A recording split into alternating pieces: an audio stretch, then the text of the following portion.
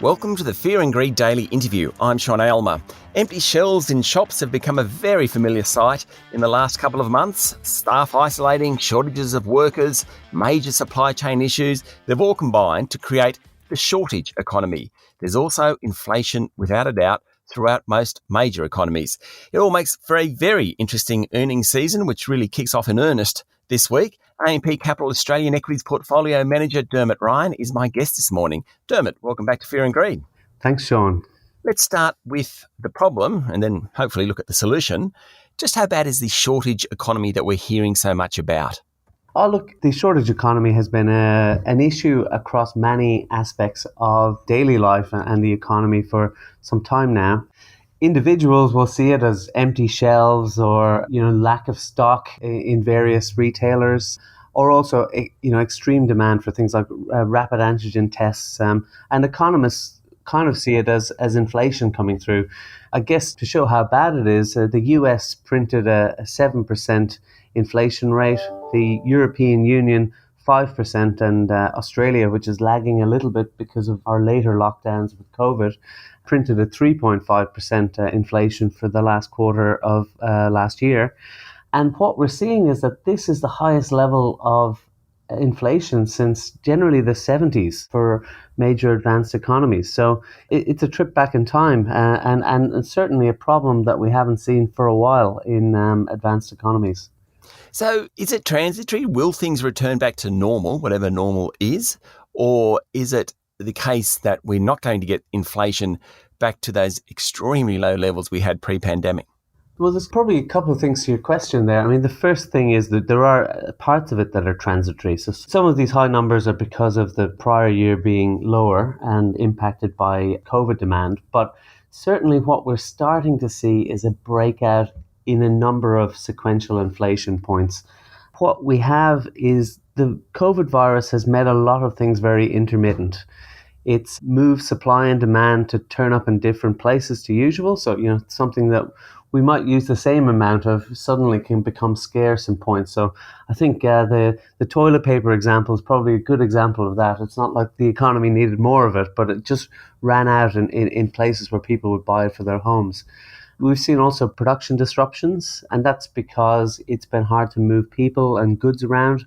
Logistics is very difficult in the economy at the moment, not just because the trucks are full, but also because you can't find truck drivers. Yeah. As well as because demand is changing. We've kind of gone between lockdown and reopen and everything in between, and people's consumption patterns are changing. So how does this play through and how do things get back to normal? Without trying to be an armchair epidemiologist, if things can kind of get to an endemic stage where we get a more mild variant of COVID and it becomes endemic like the flu, then I think we can have a normal like what we saw before.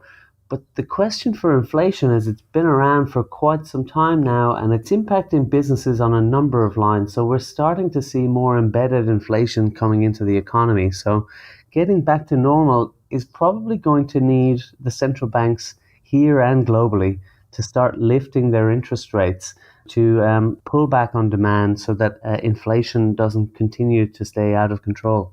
Okay, just before we get into the opportunities for investors, you mentioned the central banks. What's your take? We've seen the Bank of England, the US Fed, they're indicating or have started lifting rates. Even the ECB is talking about it, which is unusual. Australia still isn't really there, although it's more likely to be next year now rather than 2024 or even earlier. I suppose my question is, have central banks done a good job, do you think, keeping a lid on inflation?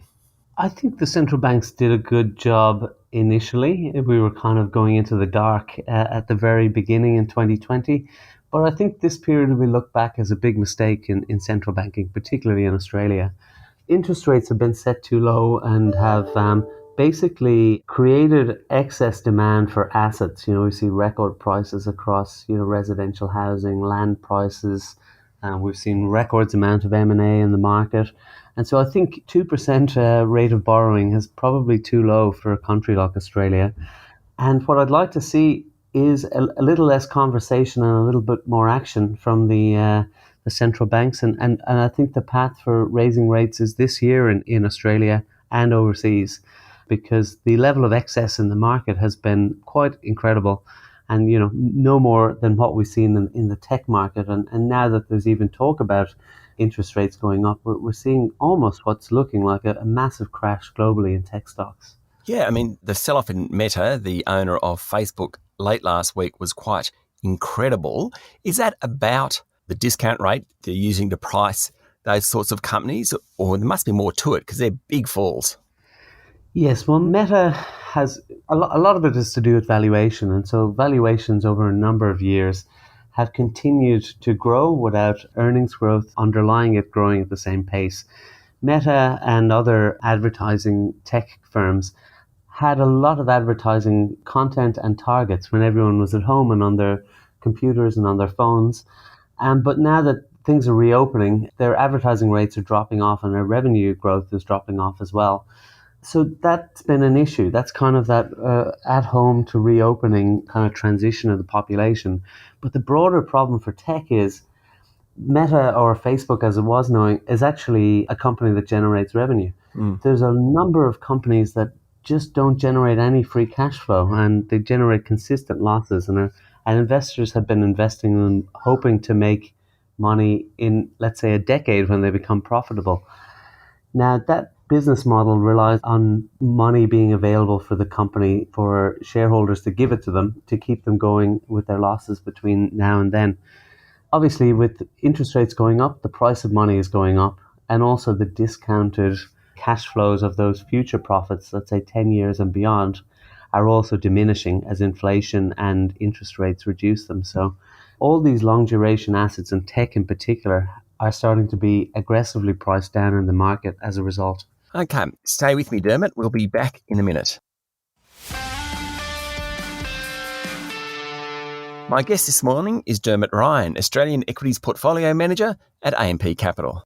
We've got the earnings season kicking off in earnest this week. I just wanted to go through a few of the sectors. Retailers, we started this talking about empty shelves and things like that. What's all this mean for retailers and for investors thinking about investing in retail? Yeah, retail is actually very important. A lot of the retailers, there's been a number of downgrades this year. Lockdowns last year with Omicron wave happened at a key selling time around Christmas for the retailers. So a lot of them had impacted sales. So they've been left with inventory for summer that they have had to, in some cases, write down and have foregone sales. So it's been a sector that has been on and off. So we had the lockdowns and reopens. So they've had surges of sales in some areas like home cares and furnitures have done very well as people have been at home. We see that there's actually some opportunities in this space. We've been buying Metcash, which owns the IGA brand, as well as Mitre 10, which has benefited as people have been staying in the suburbs rather than going to the city. And also the home building boom, partly due to the RBA's zero interest rates, buying a lot of DIY. And we've also seen companies actually in this recent sell-off like Adairs, which is a homeware company which sells 50% online, and they've been kind of caught up in the inventory cycle issues as well as the online side of things. So that stock had a profit warning and gave some interesting entry points for new investors. But in general, we think most of that sector has got very good balance sheets. They've got franking credits that they can distribute now. And we think they're an interesting play, particularly stocks like Adairs that are 50% online and 50% physical stores, because they can kind of thrive in either environment, whether there is future lockdowns or not. What about the energy sector? Energy sector has been very interesting. This has been an area where there's a secular bull market happening in batteries and all components of batteries. It's been an area we've been investing in for a number of years now. We started buying in 2020 when the sector was on its knees at the time with very low commodity prices. This is an area where there's been very, very strong gains. Lithium prices have gone up over 8 times, and downstream lithium miners have been enjoying very strong returns in the market. We really like a number of aspects of that battery minerals complex, and we think this is going to be a big part of Australia's export future as we look forward over the next couple of years. And the exports are kind of beginning now, and that's very interesting. The other aspect is kind of, I guess, the fossil fuels. We're seeing really, really strong gas prices globally. LNG prices are at record highs. Even coal prices, thermal and metallurgical coal, are very, very high prices, and oil is at a 7-year high. Now, in a decarbonizing world, that might seem a bit of a paradox, but it's really because there hasn't been a lot of investment. It kind of comes down to the shortage economy as well. There hasn't been a lot of investment in new supply, and it's also been hard for countries and companies to change their energy supply during such a disrupted period as COVID. So there's both demand for the fossil fuels, which are kind of the current solution, as well as the new solution that we're hoping to move increasingly towards, which is batteries and renewables. So it's been a halcyon period for energy investors. Another couple, just quickly, the travel sector. Not many have been hit as hard by coronavirus as the travel sector, though it did rebound last year. But then, of course, Omicron has hurt it again. What do you make of the travel sector? Travel sector has been very difficult to pick. In a lot of cases, it's a very capital intensive sector, whether you're an airline and have to have planes, or hotelier and own all the hotel and maintenance. So we've been broadly cautious on travel because as you know yourself, it's very hard to make plans at the moment. And we'd all love to go travel the world, I suspect, but thinking it and doing it are two different things, and it is very, very tricky. So we've actually stepped away from the travel stocks for the moment. We actually like casinos, and casino investment might not be for everyone, but we think where they're trading now is close to around their property values. We've seen a bid for Crown by Blackstone, which they actually raised on themselves. Blackstone are a well-known US private equity house that invests particularly in property of casinos. And so we think as things reopen, they'll benefit. And also, in a way, they're quite a good inflation hedge, because if people's wages go up, then we assume that their wagering might as well. So for the exact time that we're in, it's probably not a bad travel exposure. And both of the large stocks, Star and Crown, have significantly invested in their hotels offering over the last couple of years. So they're not really caught up in that supply shortage of tradies and builders to improve their properties in a time of very high demand in the broader economy. It's going to be a very interesting 2022, Dermot. Thank you for talking to Fear and Greed. Thanks very much, Sean. That was Dermot Ryan, Australian Equities Portfolio Manager at AMP Capital.